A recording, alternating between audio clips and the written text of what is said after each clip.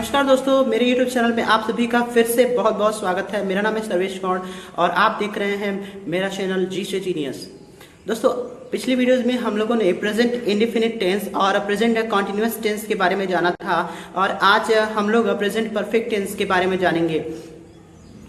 कैसे हम लोग अफर्मेटिव सेंटेंस और निगेटिव सेंटेंस और इंट्रोगेटिव सेंटेंस में हम लोगों ने हिंदी से अंग्रेजी के वाक्यों को ट्रांसलेट किया था, पिछली वीडियोस में हम देख चुके हैं और आज हम प्रेजेंट परफेक्ट में भी इसी चीज़ को जानना चाहेंगे।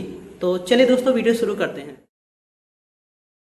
हेलो दोस्तों, जैसा कि आपको पता है कि आज हम प्रेजेंट परफेक्ट टेंस के बारे में जानेंगे, तो चलिए इसकी पहचान के बारे में देखते हैं।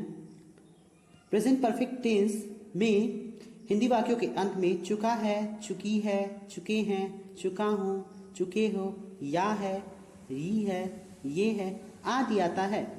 इस टेंस के वाक्यों को पढ़कर पता चलता है कि कार्य हाल ही में समाप्त हुआ है। अब चलिए इसके एग्जाम्पल के बारे में जानते हैं। पहला जो सेंटेंस है वह है मैं अपना कार्य कर चुका हूँ। ये जो सेंटेंस है वो अफर्मेटिव सेंटेंस है। दूसरा सेंटेंस मैंने आपको नहीं पहचाना है, ये जो है सेंटेंस वो निगेटिव सेंटेंस है। तीसरा सेंटेंस क्या तुमने स्नान कर लिया है, ये यस नो टाइप इंट्रोगेटिव है। चौथा सेंटेंस तुमने उसे क्या दिया है, ये क्वेश्चन वर्ड इंट्रोगेटिव है।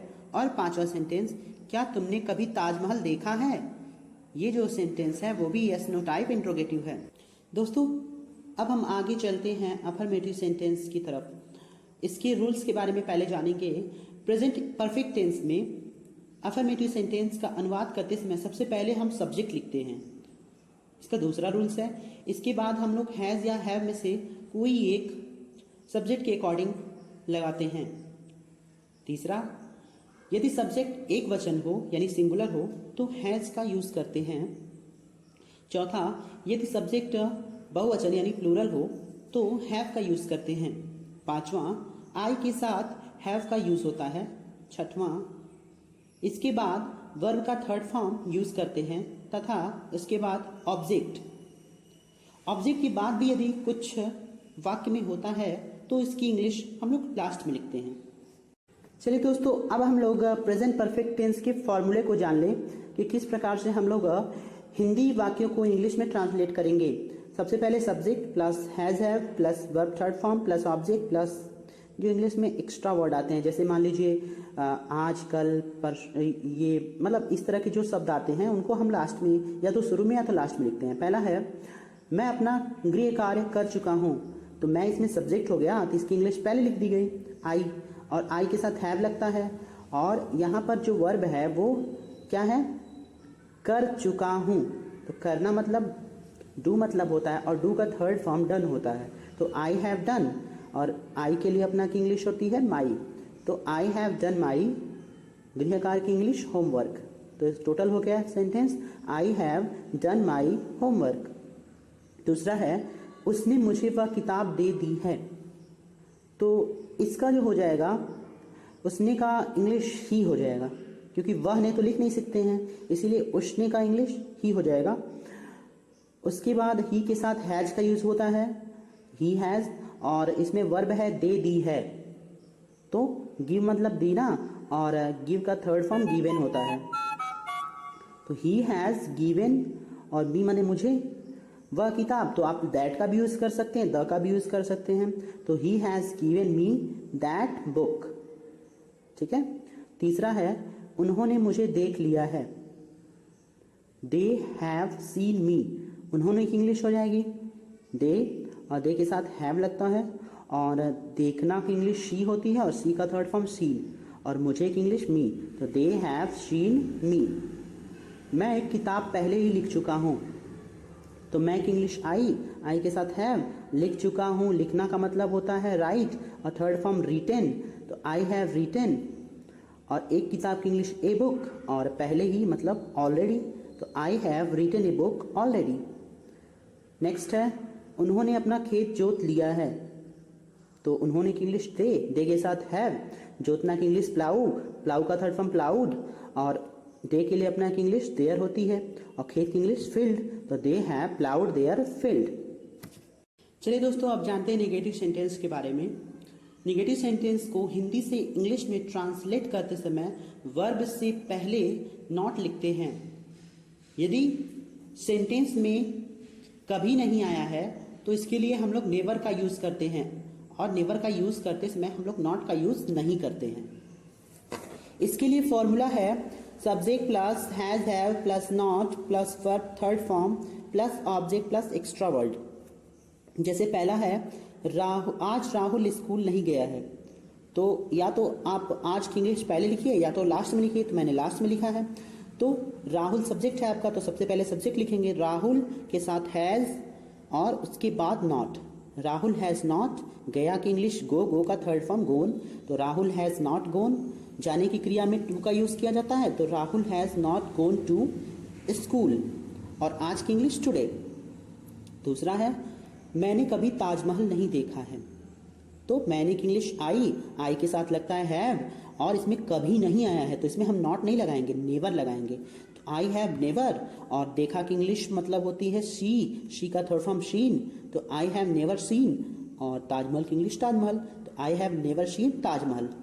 नौकर बाजार से सब्जी नहीं लाया है, तो नौकर की इंग्लिश द सर्वेंट, और उसके साथ लगेगा हैज और फिर नॉट, और लाना की इंग्लिश ब्रिंग का थर्ड फॉर्म ब्रॉट, तो the servant has not brought, क्या लाया है, क्या नहीं लाया है, वेजिटेबल्स, तो the servant has not brought vegetables, कहाँ से नहीं लाया है, फ्रॉम द मार्केट, तो से की इंग्लिश फ्रॉम और बाजार की इंग्लिश द मार्केट, तो the servant has not brought vegetables from the market.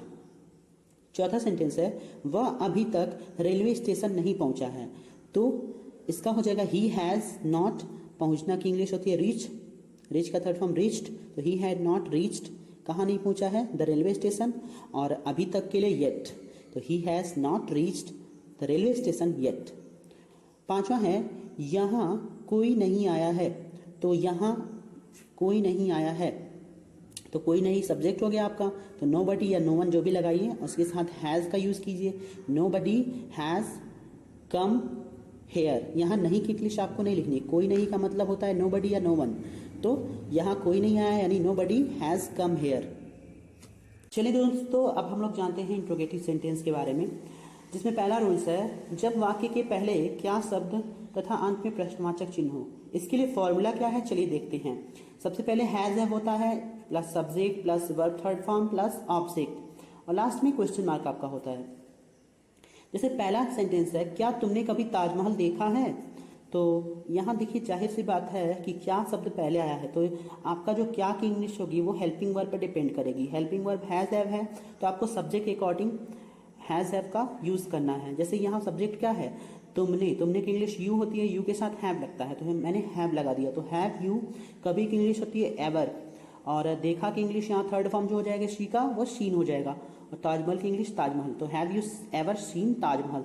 दूसरा है क्या मास्टर जी कक्षा में पहुंच चुके हैं, तो मास्टर जी हो गए एक वचन, तो एक वचन के लिए लगता है हैज, तो हैज द टीचर, और पहुंचना की इंग्लिश रीच का थर्ड फॉर्म रीच्ड, कहाँ पहुंचे हैं, कक्षा में यानी इन द क्लास, तो has the teacher reached in the class.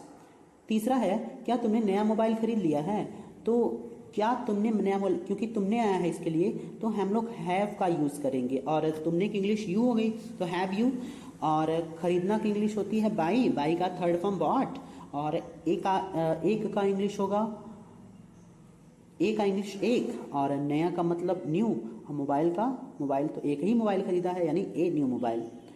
जब भी कभी कभी जैसे दोस्तों जब कोई चीज़ दी नहीं होती है तो हम लोग ए का ही यूज़ करते हैं, क्योंकि ज़्यादातर मामलों में लोग एक ही चीज़ लोग खरीदते हैं। चौथा है क्या तुमने वह कार बेच दी है, तो तुमने यहाँ भी आया है, इसके लिए यू हो जाएगा, और यू के साथ हैव का यूज़ होता है, तो have you sold that car, ठीक है ना, क्योंकि बेचना की इंग्लिश सेल होती है, सेल का थर्ड फॉर्म सोल्ड, और वह की इंग्लिश दैट, और कार की English car, have you sold that car. पांचवा है क्या सूरज पूरब में निकल चुका है, तो सूरज जो है इकलौता है, तो इसके लिए हम लोग हैज़ का यूज़ करेंगे, तो हैज़ द सन, और निकलना की इंग्लिश राइज होती है, राइज का तरफ हम राइज इन, तो has the sun rise in, कहाँ निकला है, पूरब में, तो इन द ईस्ट, तो has the sun rise in the east. अगला इंट्रोगेटिव रूल है जब प्रश्नवाचक शब्द वाक्य के बीच में हो और अंत में क्वेश्चन मार्क हो, तब हम लोग यूज कैसे फॉर्मूला का करते हैं चलिए देखते हैं। पहले क्वेश्चन वर्ड होता है, फिर has have plus subject plus verb third form plus object. जैसे पहला है आज तुमने स्कूल में क्या देखा है, तो इसमें क्या शब्द जो है बीच में आया है तो इसकी इंग्लिश सबसे पहले लिखेंगे व्हाट हो जाएगा। और तुमने आया है, तुमने के साथ किसका यूज होता है, हैव का, तो व्हाट हैव, और तुमने की इंग्लिश यू, तो व्हाट हैव यू। और देखा की इंग्लिश होती है क्या, शी, सी का थर्ड फॉर्म शीन, तो व्हाट हैव यू सीन, कहाँ पर देखा है यानी स्कूल में, तो इन द स्कूल, कब, आज यानी टुडे। तो टोटल इंग्लिश आपका हो गया what have you seen in the school today. दूसरा है आज पहले घंटे में किसने पढ़ाया, तो किसने यानी कौन ने, कौन ने नहीं लिखेंगे ना, तो कौन ने का होता है किसने, तो हु और हैज, और इसके लिए पढ़ाया का मतलब होता है टीच मैंने सिखाना, और टीच का जो थर्ड फॉर्म होता है टॉट होता है, तो हु हैज टॉट इन यानी मे होता है मेक इंग्लिश इन, और पहले का इंग्लिश फर्स्ट और घंटे की इंग्लिश पीरियड, और आज की इंग्लिश टुडे, तो who has taught in first period today. तीसरा है यह सब किसने किया है, तो किसने मतलब कौन ने यहाँ भी होगा, तो हु हैज, और करना की इंग्लिश होती है डू, डू का third form done, who has done, और यह सब का मतलब all this, who has done all this. अगला है तुमने यह 100 का नोट किससे लिया है, तो किससे के लिए whom का यूज करते हैं, तो whom have you taken this 100 rupees note, whom have you taken this 100 rupee note। तो यहाँ पर हम लोग यह के लिए दिस का यूज करते हैं, और 100 के लिए 100 का, और रुपए का इंग्लिश होती है 100 का नोट मतलब 100 रुपी नोट हो जाएगा। आपको यह 100 रुपए का नोट किसने दिया है, अब किसने आ गया यहाँ पर, फिर भी यहाँ किसने आ गया, तो हु का यूज किया जाएगा, तो who has given, who has given you, who has given you this 100 rupee note। चूंकि यहाँ सब्जेक्ट हमको नहीं पता है, इसीलिए जब सब्जेक्ट नहीं पता होता है तो ज़्यादातर हम लोग मामलों में हम लोग हैज़ का ही यूज़ करते हैं। तो यहाँ पर ऑब्जेक्ट आपका you है, तो who has given you this 100 rupee note, यह 100 का नोट यानी 100 रुपए का नोट, तो who has given you this 100 rupees note।